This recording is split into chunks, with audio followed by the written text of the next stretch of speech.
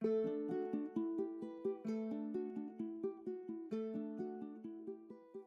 right. I've lived in North Carolina for 2 years. Before North Carolina, I lived in Washington State. I lived in Texas. I've lived in Massachusetts. I've lived in New Hampshire. I lived in California. I was in the Army, so I did a little bit of traveling, been in a few different types of weather climates, but I was never expecting to hear ice and North Carolina in the same sentences. So today, I'm just going to go take a look at the garden, the chickens, the rabbits, and figure out what I need to do, if I need to do anything to make sure that if something gets frozen over again, like it did late last week, or maybe it was early this week, where we had to like pour hot water over latches and stuff. Um, I will try and figure that out today. All right. So as you can see, this is our backyard. It feels really small to me now. But it's so funny because when people come over, they're like, oh my God, your backyard's so big. And I'm like, it's not big to me anymore. It feels very small because we gated everything in. That's a story for another day, but we gated everything in.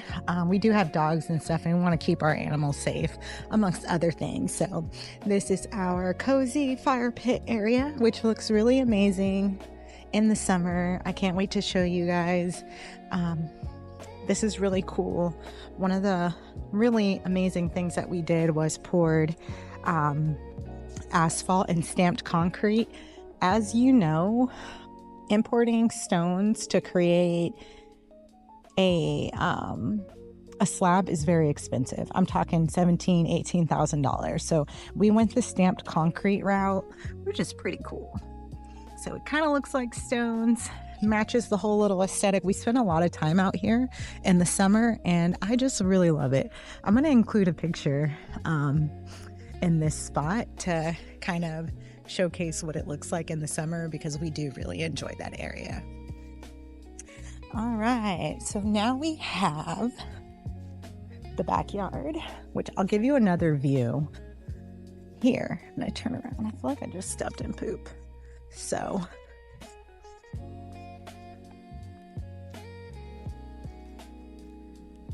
lots of space back here, usable space. Our plan is eventually to remove these trees and to do something like an apple orchard, fruit orchard, fig trees in all of this space here in the back. So there's plenty of room there. Lots of room. I would say maybe 10 to 12 feet between the trees and the fence. And then we still have some property along this side, which I don't intend to use, but it's very nice to be able to just come out here, walk down. There's a pond back there you probably can't see. Try and zoom in. But yeah, there's a pond down there, and our neighbor has been in the area for his whole life. So we've spent some time on their property shooting and stuff in the backyard, which is a lot of fun. Why, I guess it can't be considered a backyard because it's just, I think 44 acres or something crazy like that. All right. So we're in the back still. Lots of trees. If you can see the vision of just like, imagine walking back here with just like fruit trees. That's going to be really nice. I wasn't really happy with how they put these here, but here they are. I also feel like they could have picked some better trees. All right, forgive the mess, but this is my compost bin. I'm pretty sure a rabbit just pooped. So I found out where they're pooping, but we've got some nesting boxes. Hey, what y'all doing in here? Little cutie pies. They're like, can we come out and play? I'm going to take them out. So we have 3 nesting boxes. This could be used for bunnies, or probably even, I would say, quail or any other animal, but we're using them for rabbits right now. I wanted the compost bin close to the coop so that I could easily clean, which I'm not proud of this right now. I just cleaned this a few days ago, but as you can see, it's kind of gross. But yeah, right now I am doing a deep, deep litter method. So just putting new litter on top of that, which we'll be doing today, getting ready for this winter storm. But until I do that, we will just leave it as is. Of course, you guys have seen the chickens 562,000 times. You guys have seen the bunnies set up. Today, I think that I might... Oh, just one egg. They said it's cold. We're not doing any work. But yeah, let me get the bunnies out really quick. Hey, babes. Ooh.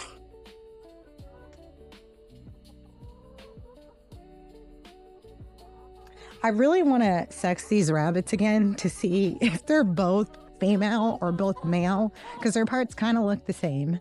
But I keep seeing one try to, I don't want to say mount, but like get on the back of the other one. And I know bunnies can start mating really early, so I'm trying to look. Hold on. I need to check your guys' parts because you guys have some interesting behavior. I'm on to you. All right. So before I move on to the garden area, I just wanted to touch base on a couple of things. Number one, a lot of people tell me, oh my God, you have so much stuff.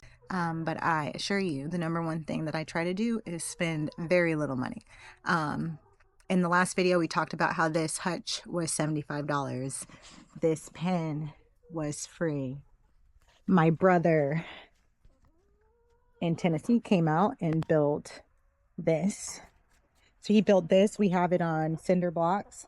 We also got this off of Marketplace, and I was very excited that my husband was able to haggle his way through.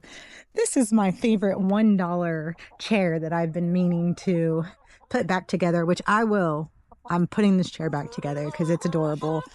And then my mother-in-law gave me these, and then I just try and dress it up every season with some cute stuff just because I do like cute, like cottagecore looking things. But yeah. All right, now we are about to start in the garden. So we'll have some flowers here. We've got 6, 7, 8, 6, 7. I'm just kidding. 1, 2, 3, 4, 5, 6, 7. 7 beds. We have tulips and daffodils here, blueberry. Then we have more tulips and daffodils. We did this whole area by ourselves, and it looks a hot mess right now. I am so sorry. This is kind of embarrassing, really, but this is the truth. This is the real. This is the real. This is the hutch that I promised my husband that I would take care of. And then big city country girl on YouTube showed a video where she housed her quail in a crate very similar to this, a dog crate. And so even though my husband was like, you need to deconstruct this, because I saw her on Threads and interacted with her on Facebook in one of the Homestead groups, I kind of sort of maybe have different ideas for this. So he definitely doesn't know my new ideas or thoughts yet, but I'm definitely thinking that this could house some quail. We can have some quail eggs. I don't know if you guys have seen quail eggs, but Costco sells them things for a whole bunch of money. So it would be fun to add another type of eggs in the mix. All right. This is where the dahlias were this year. And then we have our Airbnb, which was also super cheap. There's a lot of bees here in the spring and summertime. So I have one of those. I want to get into beekeeping, but I'm going to have to save that for another day, another project. So the question is, starting a backyard homestead worth it?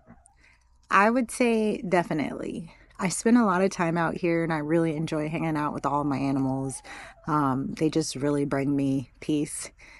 If I could spend $500 on clothes or $500 on animals, I would choose animals all day, every day. It's definitely not as hard as a lot of people make it seem. It doesn't take a whole lot of time for chickens.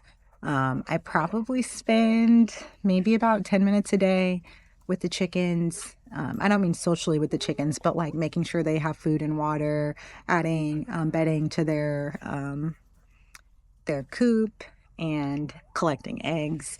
And then same thing with the rabbits, just every couple days refilling their food, letting them out to play and socialize so that they can stretch their legs. And gardening is probably, out of everything, the most time consuming thing that we do. And it's just because this is my first time growing in Zone A, and it's definitely different than Washington State. The weather is different. The summer was brutal. I made a lot of mistakes this year. Tomatoes were fine for like the first part of summer, and then towards the end, they started to really struggle. Just getting those like stretch marks and stuff like that. And so the extension agent came over when we were talking about my microflower farm, and he gave me a lot of good tips and tricks. So that's another tip. Um, if you don't know where to start, work with your county and find your local extension agent. And it's just really nice to have someone come that's familiar with the area and the growing requirements, and they can just kind of walk you through what some of the best practices are. And so you would think that is very intimidating, but actually it's not. And it wasn't like, oh, you don't know what you're doing. It was like, here's how you can do this successfully. So I had a really good time doing that and meeting with him. This big old moose, Valkyrie, come. It's such a pain in the butt. Look at her. Literally biggest pain in the butt. She is always wreaking havoc on these poor creatures. She's the biggest baby in the world out of everybody, but is always getting into something because she's a baby. But yeah, so number one, marketplace. Definitely keep checking out marketplace deals. Number two, partnering with your extension agent. Doesn't matter if you're on a quarter acre. It doesn't matter if it's your backyard garden. Feel free to partner with your extension agent. Go to your county website, look for their agriculture department, and find your extension agent. Number three, don't be afraid to just hop on in. When we started off with chickens, this was not the setup. I'm going to see if I can find a picture of our first coop and put it right here. And as you can see, my poor chickens. Yeah, it was crazy. And then from there, we were like, you know what? This setup isn't going to work. Let's go ahead and try a chicken tunnel. So we did that. We did the chicken tunnel next. We'll also see if I can find footage or pictures of it and include it here. So yeah, all that to say, don't be afraid to just try certain things. And I think that's a part of the journey, right? Like, you're not going to get the Pinterest worthy setup right away. And honestly, that's not even the goal. It's just really nice when you can relax and sit out and enjoy the fruits of your labor. But honestly, sometimes you just got to get in where you fit in. And if that means, using a furry pen or building a chicken tunnel so that your chickens aren't running around your backyard. Another thing that I want to mention is just like predator proofing. And so some people don't like that we keep our chickens in here and they don't free range, but I'm trying to see if any are out right now. I have a very angry family of hawks that live here. They live here. We live on their land. And so they watch me quite often. They watch the chickens. They're always lurking. And so I have to be very mindful and careful when I do let the chickens out, because those hawks will come down with their like 6-foot wingspan and swoop one of these chickens up.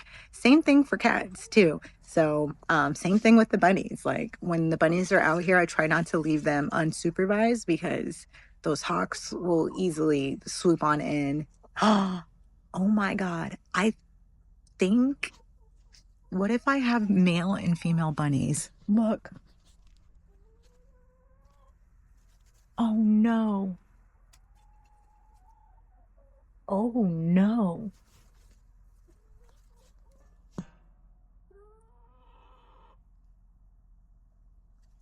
Wait, I'm gonna have to figure this out because,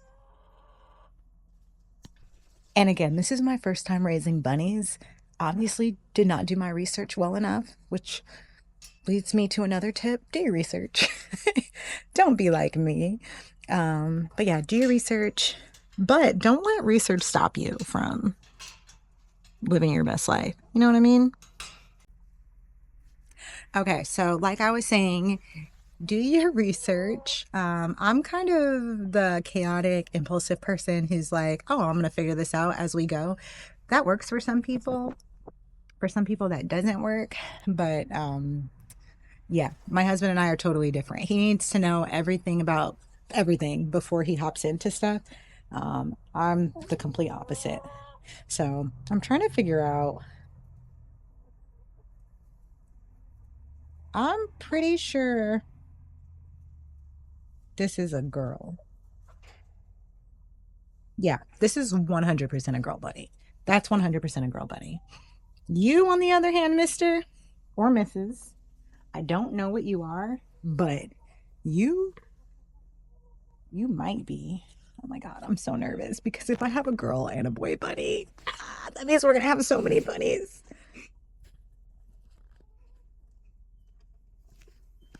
That means we would have so many bunnies, and my husband will literally kill me that I have a whole coop filled with.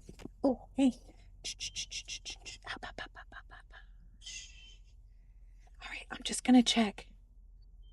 And I'm kind of concerned because I definitely saw you mounting.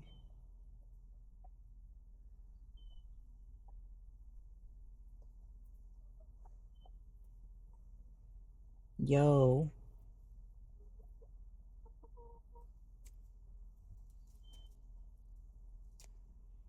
I don't know, guys. Hmm. To me, these look like two girl bunnies. They look like two girl bunnies. Let me check you one more time. Come here. Because if you're the culprit, when I tell you their private parts look very close to the same, they definitely they definitely are the same. So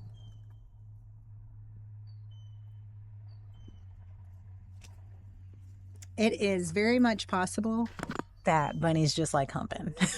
So we'll have to find out. We'll have to find out. I'm gonna do a little more research on that. But basically, what's going on is they're only like maybe 10 weeks or 11 weeks old at this point, and so it's very difficult because their parts are so small to try and figure out like what exactly they are. But I'm 100% positive. I just saw them. I saw one of them mounting the other one. So hey, this is an inclusive homestead. So, whatever you girls, boys, whatever you guys are doing, whatever you need to do, just do what you got to do. You know what I mean? So, yes. Other than that, I would say you could definitely get started with a couple of chickens. You'll probably get 1 or 2 eggs a day if you end up getting laying hens. I would recommend starting with laying hens, and that could look like going on Marketplace or Craigslist or to your local flock swaps and getting laying hens. Spring will probably be a good time. A lot of time in the fall, people will start selling them a lot too, especially if they're not laying as much. You know, the goal is to have productive laying hens in your coop. And when they're not laying, you're just feeding them and they're not really producing. So like I said, today, out of all of our hens, I think we had 1 egg. Usually we have 5 to 6, but we're about to get a cold weather freeze. So we'll see what happens. Have you ever seen anything this cute? Just chilling. Oh, babies. Look at those ears. They're so big.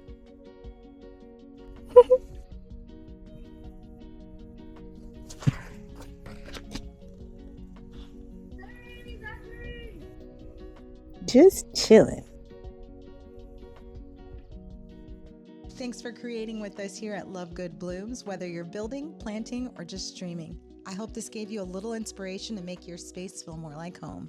If you want to keep hanging out with us, go ahead and like, subscribe, and hit that bell so you don't miss what's coming next. I'll see you soon.